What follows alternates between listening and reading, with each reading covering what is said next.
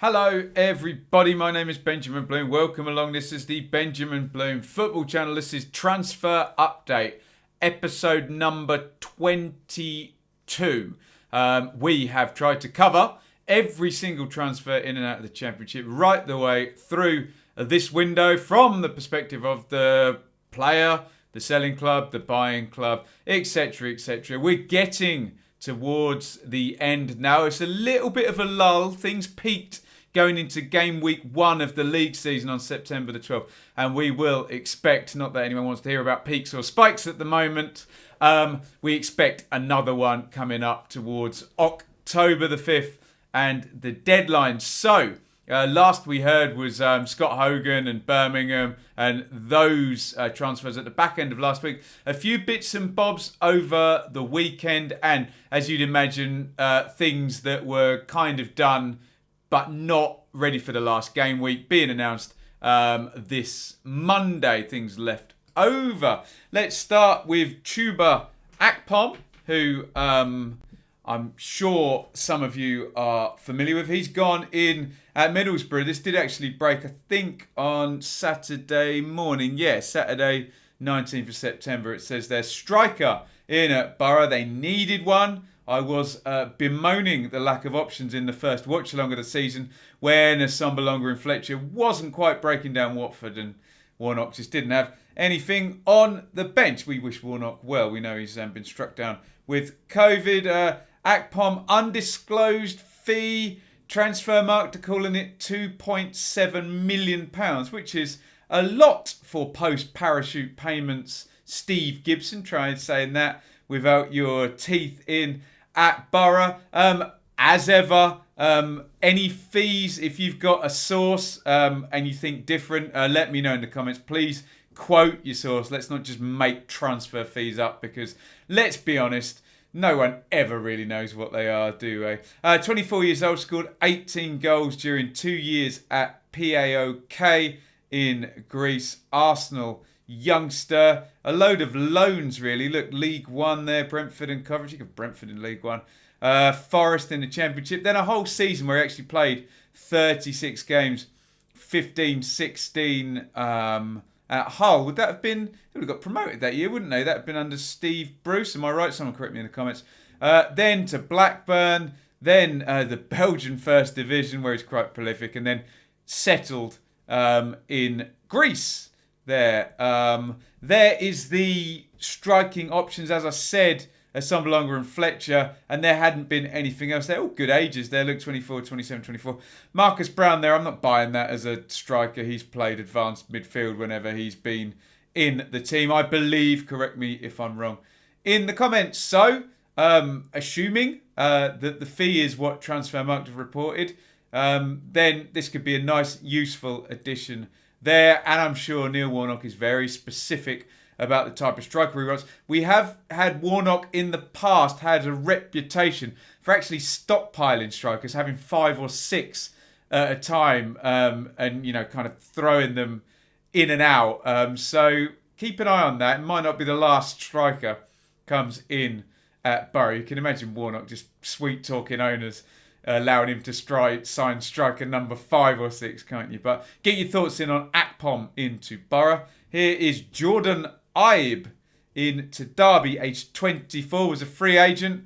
Deal run down at Bournemouth there. Ibe is no stranger to Rams supporters, impressed during a 24-game loan spell from Premier League giants Liverpool during the 14-15 campaign. That would have been under Steve McLaren, wouldn't it? Am I right, in his first stint, or had he gone by then? I don't remember. He came and he went, and Derby had so many managers, haven't they? Let me know in the comments there. I believe he went for a rather big fee, didn't he?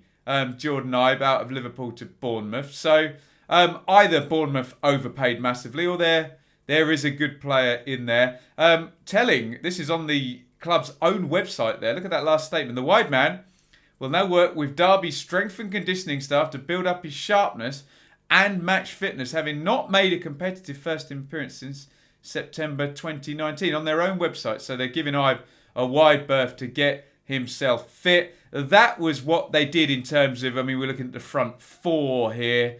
away at Luton this past weekend. Marriott seems to have the shirt up top now. Martin has gone off to Bristol City. Rooney, I don't expect to play too many games up in the number 10 position there. I expect him to drop in, but they do seem short at the moment. You've got Louis Sibley there on the bench. Jason Knight, obviously, Camille, Josh Viak.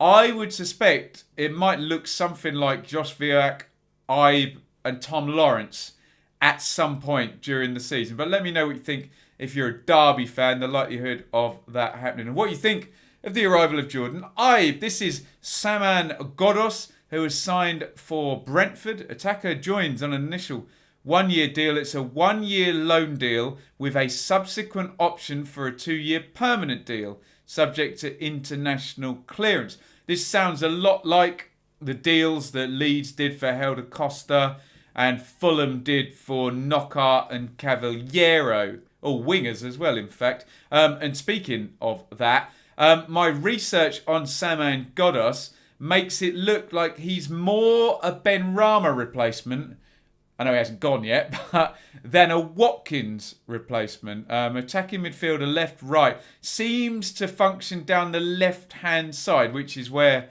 Benrahma has played so brilliantly as an inverted winger there. Östersund, so may have worked with Graham Potter there, someone can fact-check me on that one. Europa League, appearances and goals.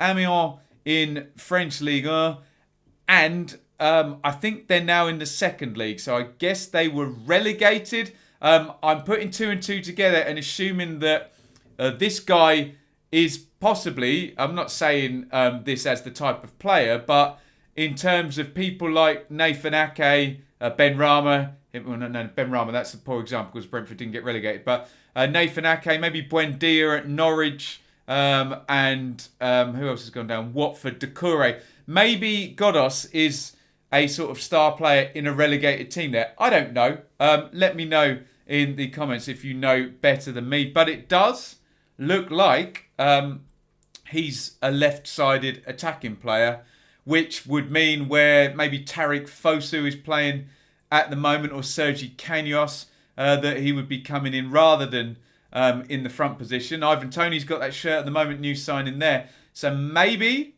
it's Mbeumo, Toney and Gondos is going to be the front three, but there is still Marcus Force and Tariq Fosu and Sergi Canos as well. So they do have 6 players in those positions now. I can still see them bringing in another central striker personally. But let me know if you know anything about Gondos and how you think he'll do at Brentford, whose recruitment has been fabulous. This is Marcelo San Jose, who has come in from Athletic Bilbao. 31-year-old international, was an influential figure in his homeland. 11-year spell.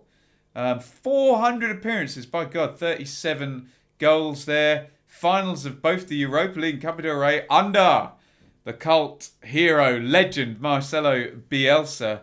There, Bilbao knocked out Man United, Schalke and Sporting Lisbon on their way to the final in Bucharest, which was won by Atletico Madrid. Incidentally, capped 7 times by Spain and a member of the Euro 26 squad. San Jose plays primarily as a central defensive midfielder or centre-half, 6'2", an imposing performer, athletic and excellently, but obviously they're bigging him up on the website there. So Carranca turned into a Spaniard, turned into the Spanish market, a player with 400 appearances who's worked for Bielsa on a free transfer. On paper, that all sounds wonderful, doesn't it? Who's it been? It's been Sunjic and, oh God, forgive me, I can't think who's been partnering Sunjic. Adam Clayton. Does Sunjic move further forward now? I don't know. Are they going to go 4-4-2 now they've got Jutkovic and Hogan? I don't know. But certainly there you'd think, being Carranca has signed Clayton, that's one of the central midfield positions gone. Said he can play centre-half. I'm assuming that Friend and Dean are the centre-half. So don't know how this is going to fit in, how this is going to work, but his rap sheet sounds awesome, doesn't it? Although it's a club website, they always make it sound like you've just signed the next greatest player ever. So, yeah, let me know if you're a Birmingham fan where you think he fits in, particularly because Sunjic was so expensive last season, but he's not Karanka's player, is he? So there could be an issue. Or will they go to some kind of 4-3-3 system with 3 central midfielders. You could get Clayton Sunic and San Jose. I know there's not much difference between a 4-2-3-1 and a 4-3-3. Just depends whether you have a number 10 or more a number 8 in central midfield, and how far forward your wide players are and how close to the forward. Anyway, we're getting all very technical and tactical. Let me know your thoughts on Mikel San Jose. There's Cyrus Christie, 27 years old. He's been around the Championship a fair amount. Coventry City and an ex-Derby County player. 3 years with the Rams, signed for Middlesbrough, then going on to help Fulham win promotion in 17-18. I remember at the back end of last season, he strangely, because Scott Parker had struggled for a right back, he tried Sessegnon. I think he ended up with Dennis Adoy there, who's basically a centre-half. And now they've signed Kenny Tete as well, and Sessegnon's gone out on loan. So has Cyrus Christie here now. So Scott Parker didn't fancy any of these players. However, a right back under Scott Parker operates in a very different way than he would under Sabri Lamucci.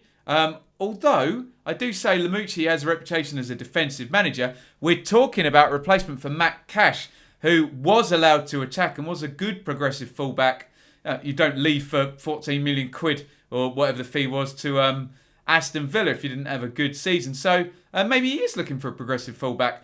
You would expect it had been Jordan Gabriel, if I've got the right name there, and Carl Jenkinson have had a go at right back for Forest in the opening 2 games. They have lost both, so one would expect that Christie is going to be the Forest first choice right back. Would he be bringing in a reserve, especially who's, to all intents and purposes, a quite high functioning Championship right back with those promotions and lots of appearances? So that looks like Matt Cash's replacement. Let me know what you think. My shirt is pretty much exactly the same colour as Nottingham Forest's table there. This is Carol Eiting, pronunciation if you Dutch speaker there, from Ajax. We get very excited, and Ajax produce loads of good players, don't they, over the decades now. 22 years old, will be available to head coach Carlos Corberan after clearance. A left-footed Dutch central midfielder, capped up to under 21 level. Played 30 games for Ajax across Champions League, Europa League, Eredivisie and the Dutch Cup. I don't know much about the player, but obviously you hope the upside is he's the latest excellent Dutch export out of Ajax, and that he can do a good job here for Huddersfield. The squad's not looking massively strong and the start has been bad, so Corberan needs his players in. So good luck to Eiting. If you've got any more info on the player, do let me know. I won't pretend to be an expert if I don't know the player. 3 out from Norwich, Sam McCullum, who they signed from Coventry last season and loaned back to him. And he completed the season and the promotion out from League One with Cov. Has gone back. I did a watch along with Coventry, and Darboe and Giles, the 2 wing-backs, were excellent. So I don't know whether they need him. We will find out whether he's better than either of those players. Let me know if you're a Coventry fan. You'll probably be the best place to talk there because he's barely kicked a ball in anger for Norwich. I think he might have featured in a League Cup game, possibly. But yeah, let me know your thoughts on that one. They've also let Daniel Sinani and Melvin City have gone to Belgian top division side. Here we go. Varsland Beveren on loan for the entire season. So Norwich's squad is absolutely stacked. I'm sure if they need any of these players back, they've got recall clauses, but they're not going to be anywhere near the first team. You'd have thought McCullum might have been closer. And also, does that mean there's been links with Max Aarons out? If they're willing to loan a fullback out, does that mean Max Aarons is staying at least until the January window or further on? Who knows? Conspiracy theories ahoy here on the channel. Sam Hutchison out. I think he was a free agent anyway, but he'd been at Sheffield Wednesday for years. He's gone to Paphos in Cyprus. And Dom Samuel, same deal. Blackburn had released him, but I thought I'd mention he's gone to Gillingham, and Steve Evans in League One. So that clears up the latest transfers. Please get your comments in on any of those players. If you support any of those teams, you got any insight, do let me know and give me your own theories. You can debunk my theories as much as you like, but please give your own. That's normally far more helpful than just tearing down mine. But I do read them and I am interested to hear them. I don't want to come across as I don't want you to give your own theories. I really do. Get involved in the comments. Hit the like button. And please subscribe. We were over 12,300. Annoyingly, YouTube had one of their culls where they deal with the lapsed accounts, and we dipped back under again. So let's get that number back up. So I should do that with that hand, with the sliding away. There we go. Fantasy League, T5QBR0. Come and join us there. You are at disadvantage, though, if you join late. Now, listen to these shows available on podcast. If you don't want to look at my lovely face, my lovely shirts. Making a go at this full time. So please, if you can, dip in your pocket and support. You can do so in 3 ways: by shopfront over at Amazon, amazon.co.uk/shop/the Benjamin Bloom football channel, and buy any of the items I've put in any of the lists. We got shirts, hair products, books from the shelf, all the equipment we use for the channel. Bloody blah blah. You get your product, I get a little kickback. Everyone's a winner, baby, as Hot Chocolate said. Subscribe via Patreon. $3 is basically just a donation and get your name in the credits in the description. But for $5 you get some, per month obviously, you get some extra content. This past week, behind the scenes at Reading Barnsley, behind closed doors, I was there. We did a Q&A, and you will get other perks as we build up the channel, and hopefully as I secure financial viability on this channel. And some very kind people have come on board as sponsors. You can be a fan sponsor, where you can sponsor any of the recurring shows on the channel here. 3 of them have already gone, Dearly Departed and the review and the preview. Live watch-alongs and Q&As are still available. They are regular and they draw views, so you can help me out there. And if you run a business, you can sponsor the entire channel. BenjaminBloomMusic@gmail.com to inquire about that. But it's not all about me. Get your thoughts in on these latest transfers in this latest transfer update video. Thank you for watching. See you tomorrow. Likely to be the last bit of content for the day, unless something seismic indeed happens. Fantasy League tomorrow. EFL Cup review. I'm going to the tip, apparently, because you have to book. And then we should be able to get to the Q&A tomorrow night, possibly with a guest, but I will confirm that as and when I know. Thank you everybody for watching. Over and out. See you on the next video.